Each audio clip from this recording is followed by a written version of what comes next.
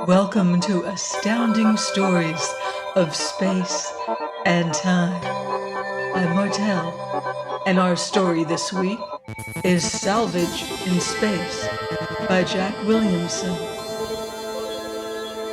His planet was the smallest in the solar system, and the loneliest, Thad Allen was thinking, as he straightened wearily in the huge, bulging, inflated fabric of his Osprey space armor, walking awkwardly in the magnetic boots that held him to the black mass of meteoric iron. He mounted a projection and stood motionless, staring moodily away through the vision panels of his bulky helmet into the dark mystery of the void. His welding arc dangling at his belt, the electrode still glowing red. He had just finished securing to this slowly accumulated mass of iron his most recent find, a meteorite the size of his head.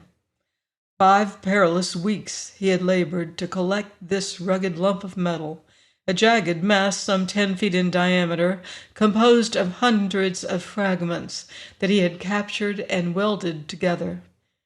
His luck had not been good. His findings had been heartbreakingly small. The spectro-flash analysis had revealed that the content of the precious metals was disappointingly minute. The meteor or asteroid belt between the orbits of Mars and Jupiter is mined by such adventurers as Thad Allen for the platinum, iridium, and osmium that all meteoric irons contain in small quantities. The meteor swarms are supposed by some astronomers to be fragments of a disrupted planet, which according to Bode's law should occupy this space. On the other side of this tiny sphere of hard-won treasure, his Millen atomic rocket was sputtering, spurts of hot blue flame jetting from its exhaust. A simple mechanism bolted to the first sizable fragment he had captured. It drove the iron ball through space like a ship. Through the magnetic soles of his insulated boots, Thad could feel the vibration of the iron mass beneath the rocket's regular thrust. The magazine of uranite fuel capsules was nearly empty now, he reflected. He would soon have to turn back towards Mars. Turn back, but how could he with so slender a reward for his efforts? Meteor mining is expensive. There was his bill at Millen and Heli and Mars for uranite and supplies, and the unpaid last installment on his Osprey suit. How could he outfit himself again if he returned with no more metal than this? There were men who averaged 1,000 tons of iron a month. Why couldn't fortune smile on him? He knew men who had made fabulous strikes, who had captured whole planetoids of rich metal, and he knew weary, white-haired men who had braved the perils of vacuum and absolute cold and bullet-swift meteors for hard years. But sometime fortune had to smile. And then the picture came to him, a tower of white metal among the low red hills near Helion. A slim, graceful tower of argent, rising in a fragrant garden of flowering Martian shrubs, purple and saffron. And a girl waiting at the silver door, a trim, slender girl in white, with blue eyes and hair richly brown. Thad had seen the white tower many times on his holiday tramps through the hills about Helion. He had even dared to ask if it could be bought, to find that its price was an amount that he might not amass in many years at his perilous profession. But the girl in white was yet only a glorious dream. The strangeness of interplanetary space and the somber mystery of it pressed upon him like an illimitable and deserted ocean. The sun was a tiny white disk on his right, hanging between rosy coronal wings. His native Earth, a bright greenish point suspended in the dark gulf below it. Mars nearer, smaller, a little ochre speck above the shrunken sun. Above him, below him, in all directions was vastness, blackness, emptiness. ebon infinity sprinkled with far, cold stars. Thad was alone, utterly alone. No man was visible in all the supernal vastness of space, and no work of man save the few tools of his daring trade and the glittering little rocket bolted to the black iron behind him. It was terrible to think that the nearest human being must be tens of millions of miles away. On his first trips, the loneliness had been terrible, unendurable. Now he was becoming accustomed to it. At least he no longer feared that he was going mad. But sometimes... Thad shook himself and spoke aloud, his voice ringing hollow in his huge metal helmet. "Brace up, old top, in good company when you're by yourself, as Dad used to say. Back in Hellion in a week or so, anyhow. Look up Dan and Chuck and the rest of the crowd again at Comet's place. What price a friendly boxing match with Mason or an evening at the Tel Aviv Theater? Fresh air instead of this stale synthetic stuff. Real food in place of these tasteless concentrates. A hot bath instead of greasing yourself. Too dull out here, life." He broke off, set his jaw. No use thinking about such things, only made it worse. Besides, how did he know that a whirring meteor wasn't going to flash him out before he got back? He drew his right arm out of the bulging sleeve of the suit, into its ample interior, found a cigarette in an inside pocket and lighted it. The smoke swirled about in the helmet, drawn swiftly away into the air filters. "Darn clever, these suits," he murmured. "Food, smokes, water generator, all where you can reach them, and darned expensive, too.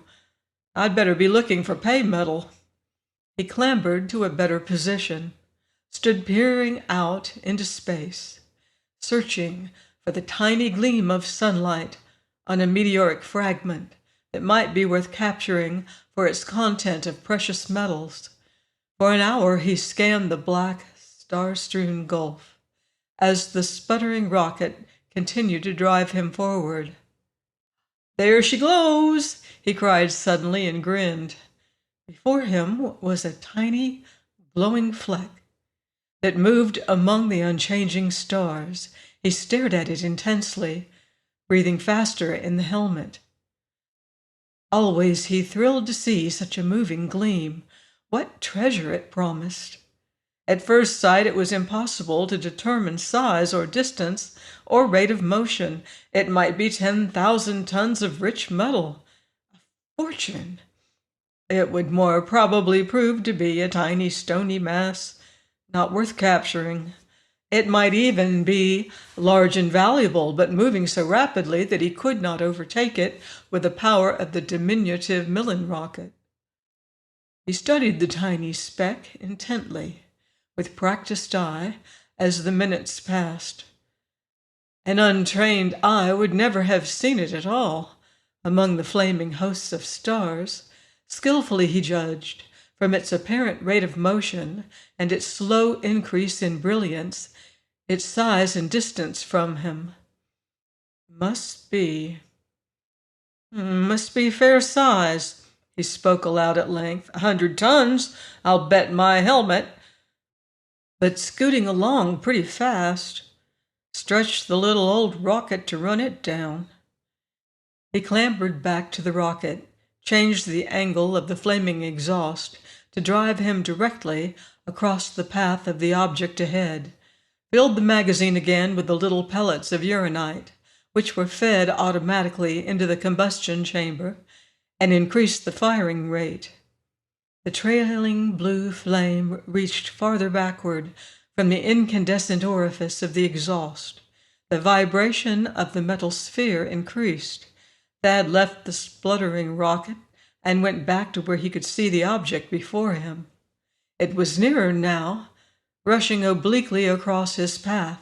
Would he be in time to capture it as it passed, or would it hurtle by ahead of him and vanish in the limitless darkness of space? before his feeble rocket could check the momentum of his ball of metal. He peered at it as it drew closer. Its surface seemed oddly bright, silvery, not the dull black of meteoric iron. And it was larger, more distant than he had thought at first. Its form, too, it seemed curiously regular, ellipsoid. It was no jagged mass of metal. His hopes sank, rose again immediately. Even if it were not the mass of rich metal for which he had prayed, it might be something as valuable and more interesting. He returned to the rocket, adjusted the angle of the nozzle again, and advanced the firing time slightly, even at the risk of a ruinous explosion. When he returned to where he could see the hurtling object before him, he saw that it was a ship, a tapering silver-green rocket flyer. Once more his dreams were dashed. The officers of interplanetary liners lose no love upon the meteor miners, claiming that their collected masses of metal, almost helpless, always underpowered, are menaces to navigation. Thad could expect nothing from the ship, save a heliographed warning to keep clear. But how came a rocket flyer here, in the perilous swarms of the meteor belt? Many a vessel had been destroyed by collision with an asteroid in the days before charted lanes were cleared of drifting metal.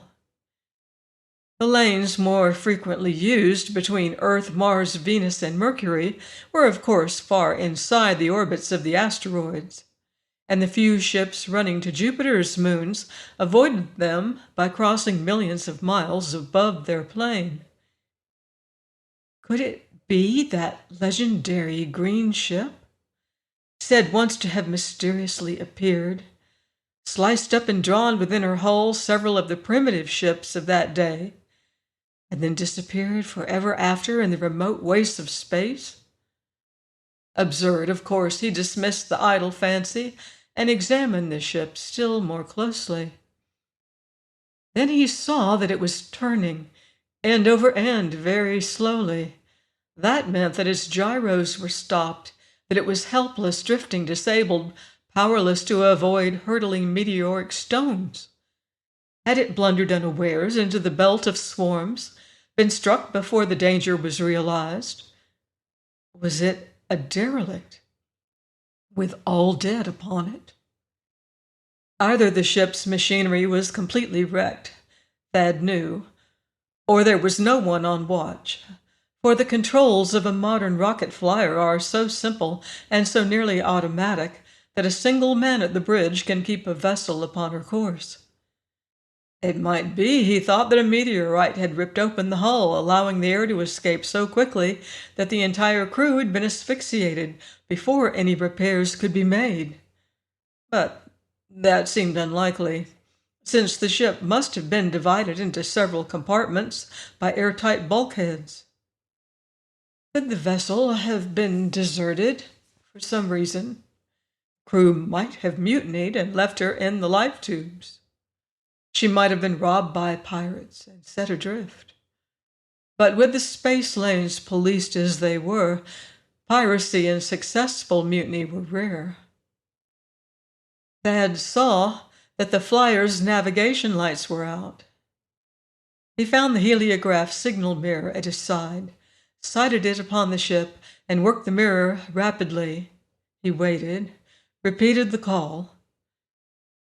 There was no response. The vessel was plainly a derelict. Could he board her and take her to Mars? By law, it was his duty to attempt to aid any helpless ship, or at least try to save any endangered lives upon her, and the salvage award, if the ship should be deserted and he could bring her safe to port, would be half her value. No mean prize that. Half the value of ship and cargo? More than he was apt to earn in years of mining the meteor belt.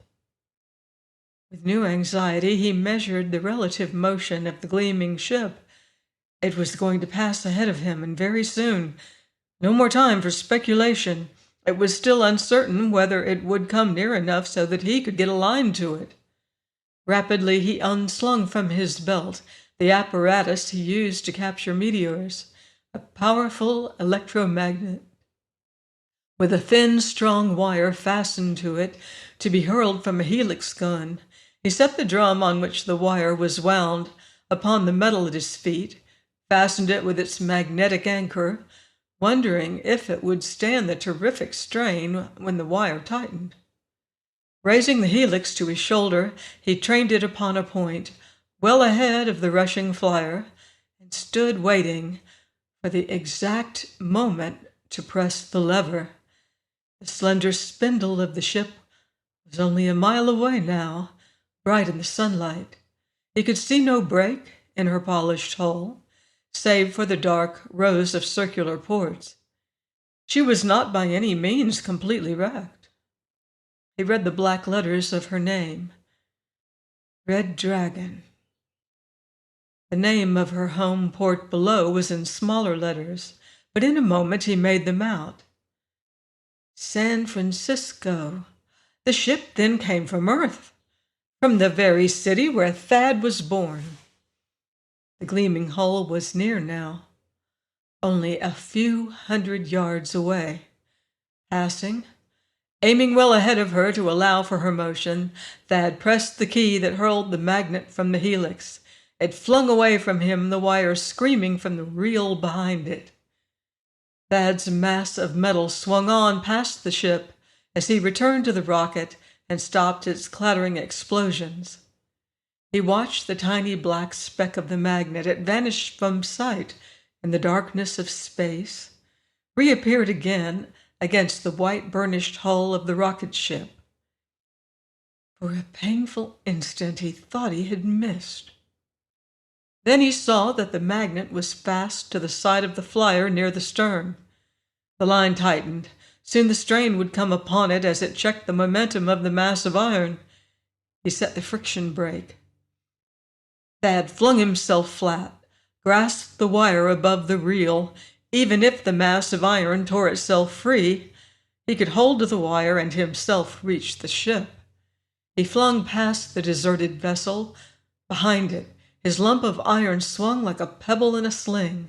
A cloud of smoke burst from the burnt lining of the friction brake in the reel. Then the wire was all out. There was a sudden jerk, and the hard-gathered sphere of metal was gone, snapped off into space. Thad clung desperately to the wire, muscles cracking, tortured arms almost drawn from their sockets. Fear flashed over his mind. What if the wire broke and left him floating helpless in space? It held, though, to his relief. He was trailing behind the ship. Eagerly he seized the handle of the reel, began to wind up the mile of thin wire. Half an hour later, Thad's suited figure bumped gently against the shining hull of the rocket. He got to his feet, gazed backward into the starry gulf, where his sphere of iron had long since vanished. "Somebody's gonna find himself a nice chunk of metal all welded together and equipped for rocket navigation," he murmured. "As for me, well, I've simply got to run this tub to Mars." He walked over the smooth, refulgent hull, held to it by magnetic soles. Nowhere was it broken, though he found scars where small meteoric particles had scratched the brilliant polish. So, no meteor had wrecked the ship. What then was the matter? Soon he would know. The Red Dragon was not large, 130 feet long, Thad estimated, with a beam of 25 feet. But her trim lines bespoke design recent and good, and the double ring of black projecting rockets at the stern told of unusual speed. A pretty piece of salvage, he reflected. If he could land her on Mars, half the value of such a ship unharmed and safe in port would be a larger sum than he dared put in figures, and he must take her in now that he had lost his own rocket. He found the life tubes, 6 of them, slender silvery cylinders, lying secure in their niches. 3 along each side of the flyer. None was missing. So the crew had not willingly deserted the ship. He approached the main airlock at the center of the hull, behind the projecting dome of the bridge. It was closed. A glance at the dials told him there was full air pressure within it. It had then last been used to enter the rocket, not to leave it. Thad opened the exhaust valve, let the air hiss open from the chamber of the lock. The huge door swung open in response to his hand upon the wheel, and he entered the cylindrical chamber. In a moment the door was closing behind him. Air was hissing into the lock again. He started to open the faceplate of his helmet, longing for a breath of air that did not smell of sweat and stale tobacco smoke, as that in his suit always did, despite the best chemical purifiers. Then he hesitated. Perhaps some deadly gas from the combustion chambers. Thad opened the inner valve and came upon the upper deck of the vessel. A floor ran the full length of the ship, broken with hatches and companionways that gave to the rocket rooms, cargo holds, and quarters for crew and passengers below. There was an enclosed ladder that led to bridge and navigating room, and the dome above. The hull formed an arched roof over it. The deck was deserted, lit only by 3 dim blue globes hanging from the curved roof. All seemed in order. The firefighting equipment hanging on the walls, the huge metal patches and welding equipment for repairing breaks in the hull. Everything was clean, bright with polish or new paint. And all was very still. The silence held a vague, brooding threat that frightened Thad, made him wish for a moment he was back upon his rugged ball of metal. But he banished his fear and strode down the deck. Midway of it he found a dark stain upon the clean metal, the black of long-dried blood. A few tattered scraps of cloth beside it. No more than bloody rags. And a heavy meat cleaver, half hidden beneath a bit of darkened fabric. Mute record of tragedy. Thad strove to read it. Had a man fought here and been killed? It must have been a struggle of peculiar violence, to judge by the dark spattered stains and the indescribable condition of the remnants of clothing. But what had he fought? Another man? Or something?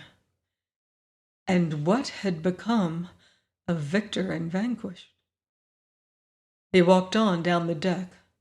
The torturing silence was broken by the abrupt patter of quick little footsteps behind him. He turned quickly, nervously, with a hand going instinctively to his welding arc, which he knew would make a fairly effective weapon. It was merely a dog. A little dog, yellow, nondescript, pathetically delighted. With a sharp, eager bark it leapt up at Thad, pawing at his armor and licking it, standing on its hind legs and reaching toward the visor of his helmet. It was very thin, as if from long starvation. Both ears were ragged and bloody, and there was a long, unhealed scratch across the shoulder, somewhat inflamed, but not a serious wound. The bright, eager eyes were alight with joy, but Thad thought he saw fear in them, and even through the stiff fabric of the osprey suit, he felt that the dog was trembling. Suddenly, with a low whine, it shrank close to his side, and another sound reached Thad's ears. A cry, weird and harrowing beyond telling, a scream so thin and so high that it roughened his skin, so keenly shrill that it tortured his nerves, a sound of that peculiar frequency that is more agonizing than any bodily pain. When silence came again, Thad was standing with his back against the wall, the welding arc in his hand. His face was cold with sweat, and a queer chill prickled up and down his spine. The yellow dog crouched, whimpering, against his legs. Ominous, threatening stillness filled the ship again, disturbed only by the whimpers and frightened growls of the dog. Trying to calm his overwrought nerves, Thad listened, strained his ears. He could hear nothing, and he had no idea from which direction the terrifying sound had come. A strange cry. Thad knew it had been born in no human throat, nor in the throat of any animal he knew. It had carried an alien note that overcame him with instinctive fear and horror. What had voiced it? Was the ship haunted by some dread entity? For many minutes, Thad stood upon the deck, waiting, tensely grasping the welding tool.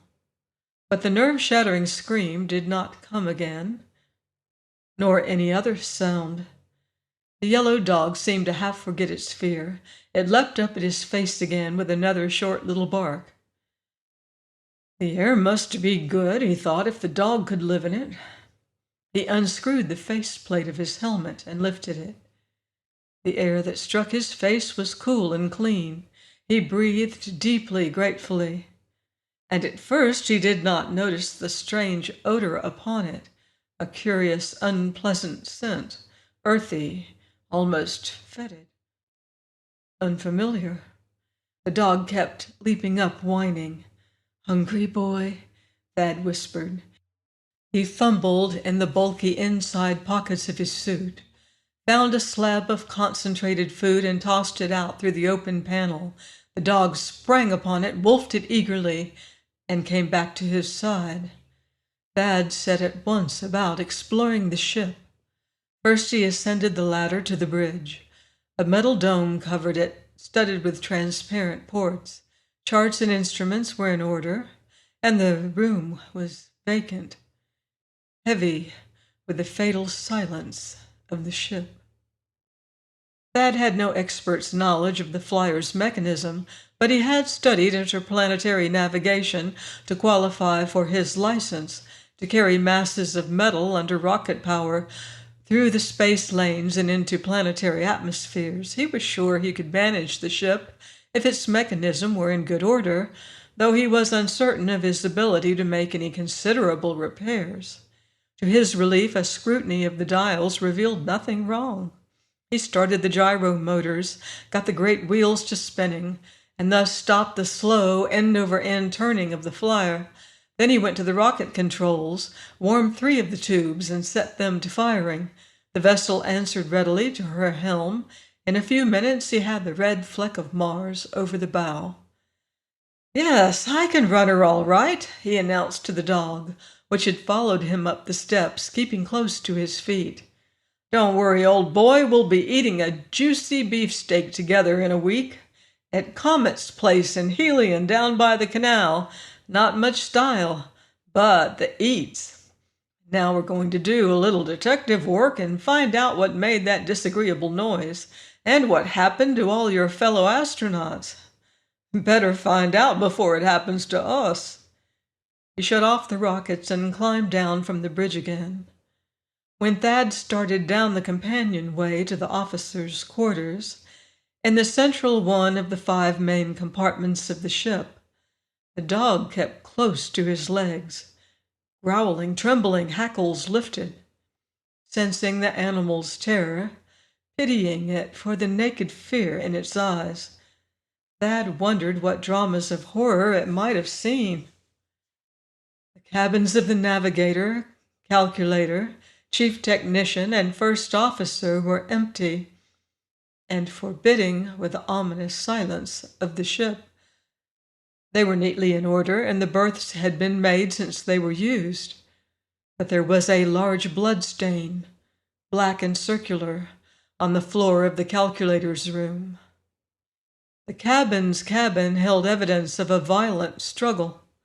The door had been broken in fragments with pieces of broken furniture, books, covers from the berth, and 3 service pistols were scattered about in indescribable confusion, all stained with blood.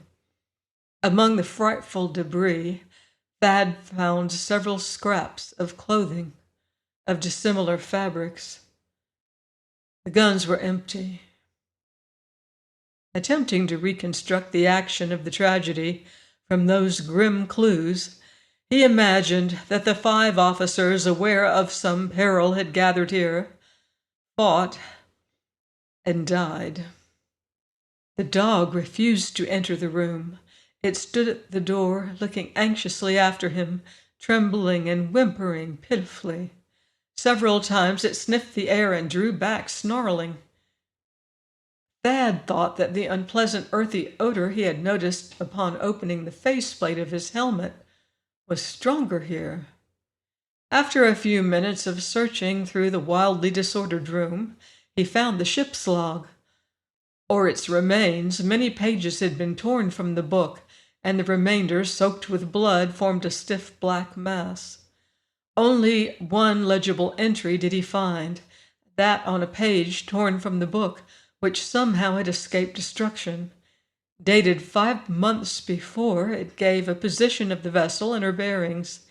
She was then just outside Jupiter's orbit, earthward bound, and concluded with a remark of sinister implications. Another man gone this morning. Sims, assistant technician, a fine workman. O'Dean swears he heard something moving on the deck. Cook thinks some of the doctor's stuffed monstrosities have come to life. Ridiculous, of course. But what is one to think? Pondering the significance of those few lines, Thad climbed back to the deck. Was this ship haunted by some weird death that had seized the crew, man by man, mysteriously? That was the obvious implication. And if the flyer had been still outside Jupiter's orbit when those words were written, it must have been weeks before the end. A lurking, invisible death. The scream he had heard. He descended into the forecastle and came upon another such silent record of frightful carnage as he had found in the captain's cabin.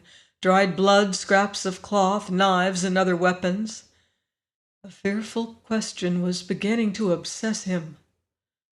What had become of the bodies of those who must have died in these conflicts? He dared not think the answer. Gripping the welding arc, Thad approached the after hatch, giving to the cargo hold. Trepidation almost overpowered him, but he was determined to find the sinister menace of the ship before it found him. The dog whimpered, hung back, and finally deserted him, contributing nothing to his peace of mind. The hold proved to be dark, an indefinite black space oppressive with the terrible silence of the flyer. The air within it bore still more strongly the unpleasant fetor. Thad hesitated on the steps. The hold was not inviting, but at the thought that he must sleep unguarded while taking the flyer to Mars, his resolution returned. The uncertainty, the constant fear would be unendurable. He climbed on down, feeling for the light button. He found it as his feet touched the floor. Blue light flooded the hold. It was filled with monstrous things, colossal creatures, such as nothing that ever lived upon the earth, like nothing known in the jungles of Venus or the deserts of Mars, or anything that has been found upon Jupiter's moons. They were monsters remotely resembling insects or crustaceans, but as large as horses or elephants, creatures upreared upon strange limbs, armed with hideously fanged jaws, cruel talons, frightful saber-toothed snouts, and glittering scales, red and yellow and green. They leered at him with phosphorescent eyes, yellow and purple.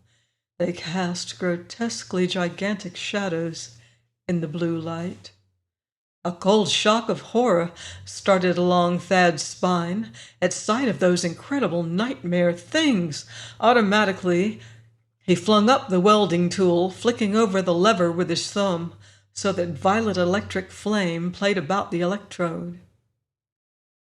Then he saw that the crowding hideous things were motionless, that they stood upon wooden pedestals, that many of them were supported upon metal bars. They were dead, mounted, collected specimens of some alien life. Grinning wanly and conscious of a weakness in the knees, he muttered, "They sure will fill the museum if everybody gets the kick out of them that I did. A little too realistic, I'd say. Guess these are the stuffed monstrosities mentioned in the page out of the log. No wonder the cook was afraid of them. Some of them do look hellishly alive." He started across the hold, shrinking involuntarily from the armored enormities that seemed crouched to spring at him, motionless eyes staring. So at the end of the long space, he found the treasure. Glittering in the blue light, it looked unreal, incredible, a dazzling dream. He stopped among the fearful things that seemed gathered as if to guard it, and stared with wide eyes through the opened faceplate of his helmet. He saw neat stacks of gold ingots, new, freshly smelted, bars of silver-white iridium, of argent platinum, of blue-white osmium, many of them, thousands of pounds, Thad knew. He trembled at the thought of their value, almost beyond calculation. Then he saw the coffer, lying beyond the piled gleaming ingots. A huge box, 8 feet long, made of some crystal that glittered with snowy whiteness, filled with sparkling iridescent gleams, and inlaid with strange designs, apparently in vermilion enamel. With a little cry, he ran toward the chest, moving awkwardly in the loose, deflated fabric of the osprey suit. Beside the coffer, on the floor of the hold, was literally a mountain of flame. Blazing gems, heaped as if they had been carelessly dumped from it, cut diamonds, incredibly gigantic, monster emeralds, sapphires, rubies, and strange stones that Thad did not recognize. And Thad gasped with horror when he looked at the designs of the vermilion inlay in the white gleaming crystal. Weird forms, shapes of creatures somewhat like gigantic spiders, and more unlike them,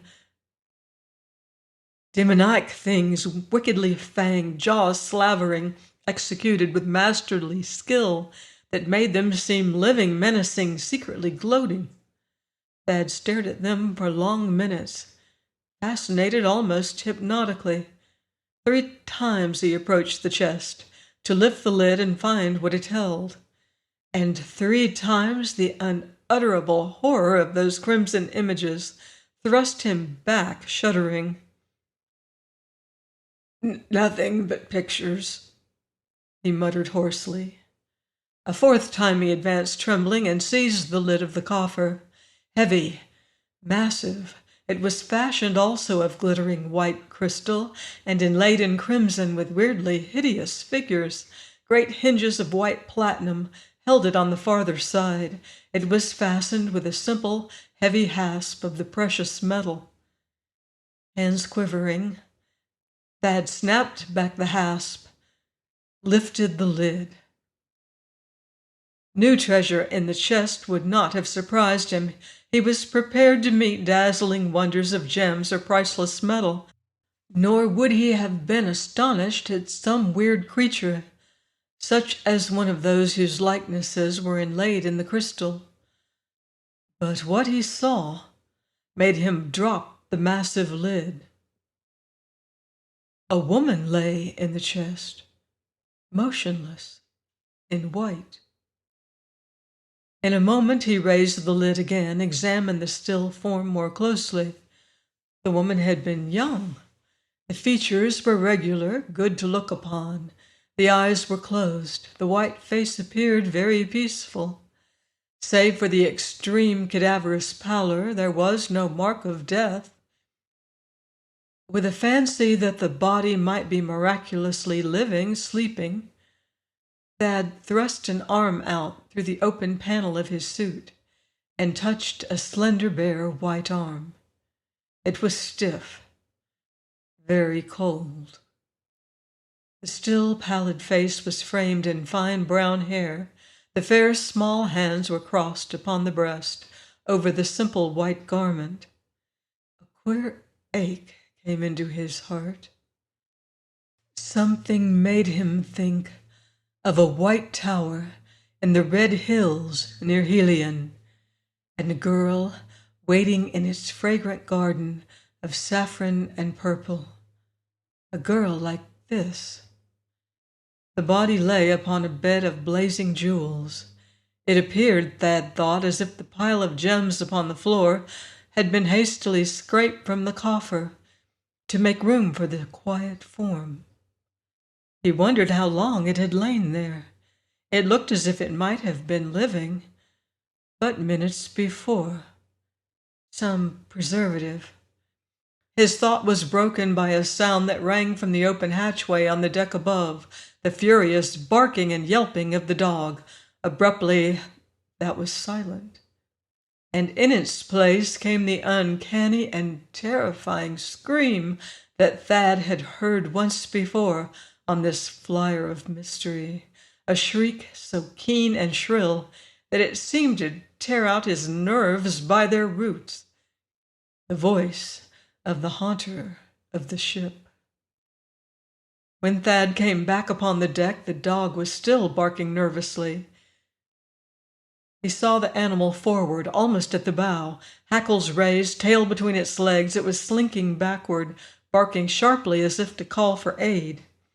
Apparently it was retreating from something between Thad and itself, but Thad, searching the dimly lit deck, could see no source of alarm, nor could the structures upon it have shut any large object from view. "It's all right," Thad called, intending to reassure the frightened animal, but finding his voice queerly dry. "Come in on the double, old man, don't worry." The dog had reached the end of the deck. It stopped yelping, but snarled and whined as if in terror. It began darting back and forth, moving exactly as if something were slowly closing in upon it, trapping it in the corner. But Thad could see nothing. Then it made a wild dash back toward Thad, darting along by the wall, as if trying to run past an unseen enemy. Thad thought he heard quick, rasping footsteps then that were not those of the dog, and something seemed to catch the dog in midair as it leaped. It was hurled howling to the deck. For a moment it struggled furiously as if an invisible claw had pinned it down. Then it escaped and fled whimpering to Thad's side. He saw a new wound across its hips, 3 long parallel scratches from which fresh red blood was trickling. Regular scraping sounds came from that end of the deck where no moving thing was to be seen, sounds such as might be made by the walking of feet with unsheathed claws. Something was coming back toward Thad, something that was invisible. Terror seized him with the knowledge. He had nerved himself to face desperate men or a savage animal, but an invisible being that could creep upon him and strike unseen, it was incredible. Yet he had seen the dog knocked down and the bleeding wound it had received. His heart paused, then beat very quickly. For the moment he thought only blindly of escape. He knew only an overpowering desire to hide, to conceal himself from the invisible thing. Had it been possible, he might have tried to leave the flyer. Beside him was one of the companionways amidships, giving access to a compartment of the vessel that he had not explored. He turned, leaped down the steps with a terrified dog at his heels. Below he found himself in a short hall, dimly lighted. Several metal doors opened from it. He tried one at random. It gave. He sprang through, let the dog follow, closed and locked it. Trying to listen, he leaned weakly against the door. the rushing of his breath swift and regular, the loud hammer of his thudding heart, the dog's low whines, then unmistakable scraping sounds outside. The scratching of claws, Thad knew. Invisible claws. He stood there bracing the door with the weight of his body, holding the welding arc ready in his hand. Several times the hinges creaked, and he felt a heavy pressure against the panels, but at last the scratching sounds ceased. He relaxed. The monster had withdrawn, at least for a time. When he had time to think, the invisibility of the thing was not so incredible. The mounted creatures he had seen in the hold were evidence that the flyer had visited some unknown planet where weird life reigned. It was not beyond reason that such a planet should be inhabited by beings invisible to human sight. Human vision, as he knew, utilizes only a tiny fraction of the spectrum. The creature must be largely transparent to visible light, as human flesh is radiolucent to hard X-rays. Quite possibly it could be seen by infrared or ultraviolet light. Evidently it was visible enough to the dog's eyes with their different range of sensitivity. Pushing the subject from his mind, he turned to survey the room into which he had burst. It had apparently been occupied by a woman. A frail blue silk dress and more intimate items of feminine wearing apparel were hanging above the berth. 2 pairs of delicate black slippers stood neatly below it. Across from him was a dressing table with a large mirror above it. Combs, pins, jars of cosmetic cluttered it, and Thad saw upon it a little leather-bound book, locked, stamped on the back, diary. He crossed the room and picked up the little book, which smelled faintly of jasmine. Momentary shame overcame him at thus stealing the secrets of an unknown girl. Necessity, however, left him no choice but to seize any chance of learning more of this ship of mystery and her invisible haunter. He broke the flimsy fastening. Linda Cross was the name written on the flyleaf, in firm, clear, feminine hand. On the next page was the photograph in color of a girl, the brown-haired girl whose body Thad had discovered in the crystal coffer in the hold. Her eyes, he saw, had been blue. He thought she looked very lovely, like the waiting girl in his old dream of the silver tower and the red hills by Helion. The diary, it appeared, had not been kept very devotedly. Most of the pages were blank. One of the first entries, dated a year and a half before, told of a party that Linda had attended in San Francisco, and of her refusal to dance with a certain man referred to as Benny because he had been unpleasantly insistent about wanting to marry her. It ended, "Dad said tonight that we're going off in the Dragon again, all the way to Uranus, if the new fuel works as he expects. What a lark to explore a few new worlds of our own. Dad says one of Uranus's moons is as large as Mercury.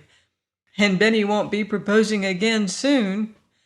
Turning on, Thad found other scattered entries, some of them dealing with the preparation for the voyage, the start from San Francisco, and a huge bunch of flowers from Benny, the long months of the trip through space, out past the orbit of Mars, above the meteor belt, across Jupiter's orbit, beyond the track of Saturn, which was the farthest point that rocket explorers had previously reached, and onto Uranus, where they could not land because of the unstable surface. The remainder of the entries Thad found less frequent, shorter, bearing the mark of excitement, landing upon Titania, the third and largest satellite of Uranus, unearthly forests, sheltering strange and monstrous life, the hunting of weird creatures and mounting them for museum specimens. Then the discovery of a ruined city, whose remains indicated that it had been built by a lost race of intelligent spider-like things, the finding of a temple whose walls were of precious metals, containing a crystal chest filled with wondrous gems, the smelting of the metal into convenient ingots, and the transfer of the treasure to the hold. The first sinister note there entered the diary. Some of the men say we shouldn't have disturbed the temple. Think it will bring us bad luck. Rubbish, of course. But one man did vanish while they were smelting the gold. Poor Mr. Tom James. I suppose he ventured away from the rest, and something caught him. The few entries that followed were shorter and showed increasing nervous tension. They recorded the departure from Titania, made almost as soon as the treasure was loaded. The last was made several weeks later. A dozen men had vanished from the crew, leaving only gouts of blood to hint the manner of their going. The last entry ran: Dad says I'm to stay in here today. Old dear, he's afraid the thing will get me. Whatever it is, it's really serious. 2 men taken from their berths last night, and not a trace. Some of them think it's a curse on the treasure. One of them swears he saw Dad's stuffed specimens moving about in the hold. Something terrible must have slipped aboard the flyer out of the jungle. That's what Dad and the captain think. Queer they can't find it. They've searched all over. Well, musing and regretful, Thad turned back for another look at the smiling girl in the photograph. What a tragedy her death had been. Reading the diary had made him like her. Her balance and humor, her quiet affection for Dad, the calm courage with which she seemed to have faced the creeping, lurking death that darkened the ship with its unescapable shadow. How had her body come to be in the coffer, he wondered, when all the others were gone? It had shown no marks of violence. She must have died of fear. No, her face had seemed too calm and peaceful for that. Had she chosen easy death by some poison rather than that other dreadful fate? Had her body been put into the chest to protect it, and the poison arrested decomposition? Thad was still studying the picture, thoughtfully and sadly, when the dog, which had been silent, suddenly growled again and retreated from the door toward the corner of the room. The invisible monster had returned. Thad heard its claws scratching across the door again, and he heard another dreadful sound. Not the long, shrill scream that had so grated on his nerves before, but a short, sharp coughing or barking, a series of shrill, indescribable notes that could have been made by no beast he knew. The decision to open the door cost a huge effort of Thad's will. For hours he had waited, thinking desperately, and the thing outside the door had waited as patiently, scratching upon it from time to time, uttering those dreadful, shrill, coughing cries. Sooner or later he would have to face the monster, even if he could escape from the room and avoid it for a time. He would have to meet it, in the end, and it might creep upon him while he slept. To be sure, the issue of the combat was extremely doubtful. The monster apparently had succeeded in killing every man upon the flyer, even though some of them had been armed. It must be large and very ferocious. But Thad was not without hope.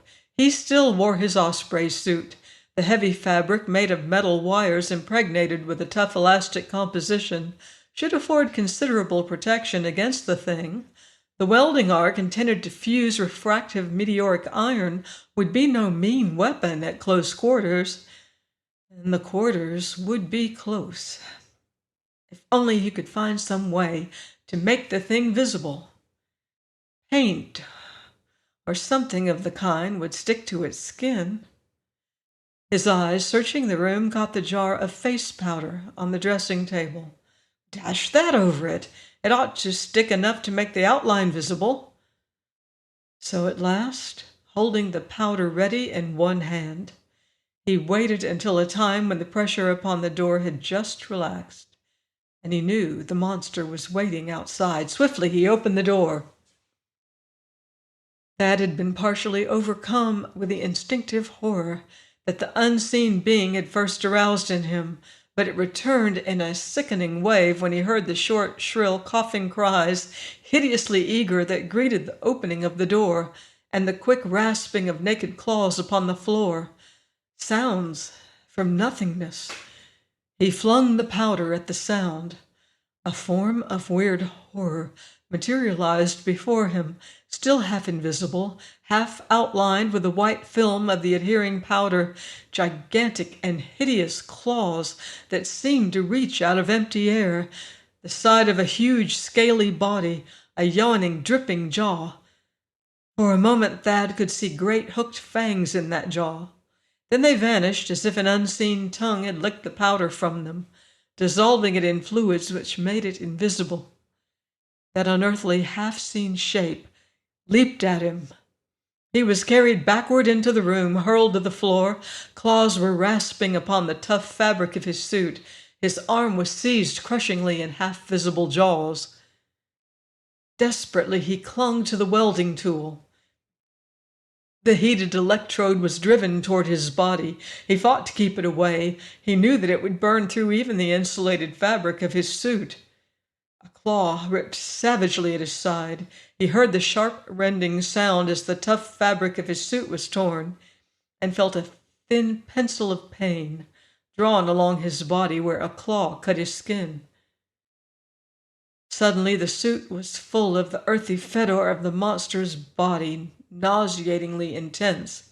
Thad gasped, trying to hold his breath, and thrust upward hard with the incandescent electrode. He felt warm blood trickling from the wound. A numbing blow struck his arm.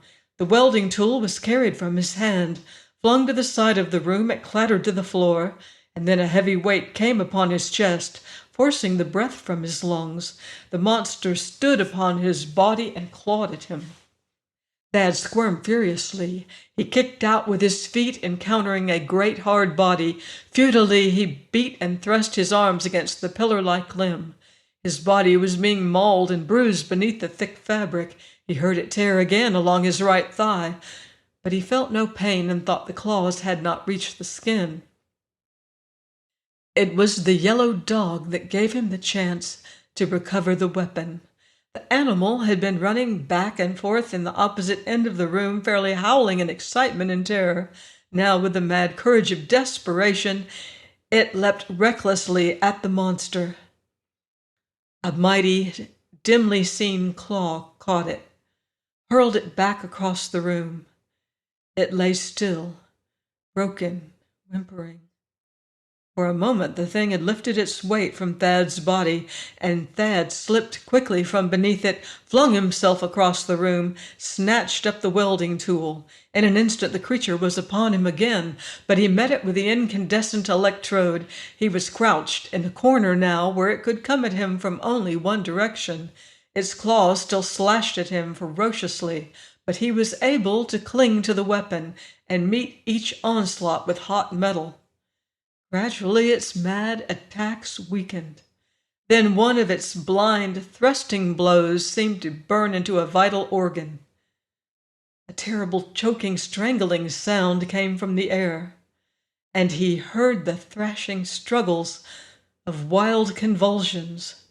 At last, all was quiet. He prodded the thing again and again with the hot electrode, and it did not move. It was dead. The creature's body was so heavy that Thad had to return to the bridge and shut off the current in the gravity plates along the keel before he could move it. He dragged it to the lock through which he had entered the flyer and consigned it to space. 5 days later, Thad brought the Red Dragon into the atmosphere of Mars. A puzzled pilot came aboard in response to his signals and docked the flyer safely at Helion. Thad went down into the hold again with the astonished port authorities who had come aboard to inspect the vessel. Again he passed among the grotesque and outrageous monsters in the hold, leading the gasping officers. While they marveled at the treasure, he lifted the weirdly embellished lid of the coffer of white crystal and looked once more upon the still form of the girl within it. Pity stirred him. An ache came in his throat. Linda Cross, so quiet and cold and white, and yet so lovely. How terrible her last days of life must have been, with doom shadowing the vessel, and the men vanishing mysteriously, one by one. Terrible, until she had sought the security of death. Strangely, Thad felt no great elation at the thought that half the incalculable treasure about him was now safely his own, as the award of salvage. If only the girl were still living. He felt a poignantly keen desire to hear her voice. Thad found the note when they started to lift her from the chest, a hasty scrawl that lay beneath her head among the glittering gems. This woman is not dead. Please have her given skilled medical attention as soon as possible. She lies in a state of suspended animation induced by the injection of 50 minims of zeronol. She is my daughter Linda Cross and my sole heir. I entreat the finders of this to have care given her, and to keep in trust for her such part of the treasure on this ship as may remain after the payment of salvage or other claims. Sometime she will wake, perhaps in a year, perhaps in 100. The purity of my drugs is uncertain, and the injection was made hastily, so I do not know the exact time that must elapse. If this is found, it will be because the lurking thing upon the ship has destroyed me and all my men. Please do not fail me. Levington Cross. Thad bought the white tower of his dreams, slim and graceful, and its Martian garden of saffron and purple, among the low ochre hills beside Helion. He carried the sleeping girl through the silver door, where the girl of his dreams had waited, and set the coffer in a great vaulted chamber. Many times each day he came into the room where she lay, to look into her pallid face and feel her cold wrist. He kept a nurse in attendance, and had a physician call daily. Long Martian year went by. Looking in his mirror one day, Thad saw little wrinkles about his eyes. He realized that the nervous strain and anxiety of waiting was aging him, and it might be 100 years, he remembered, before Linda Cross came from beneath the drug's influence. He wondered if he should grow old and infirm, while Linda lay still young and beautiful and unchanged in her sleep. If she might wake after long years and see in him only a feeble old man. And he knew that he would not be sorry he had waited, even if he should die before she revived. On the next day, the nurse called him into the room where Linda lay. He was bending over her when she opened her eyes. They were blue, glorious. A long time she looked up at him, first in fearful wonder, then with confidence and dawning understanding. And at last, she smiled. There are universes unknown and unexplored, planets and strange life forms waiting to be discovered, the mysteries of time and space, a riddle yet to be solved. Join me next week for more exciting adventure on astounding stories of space and time. Until then, watch the skies.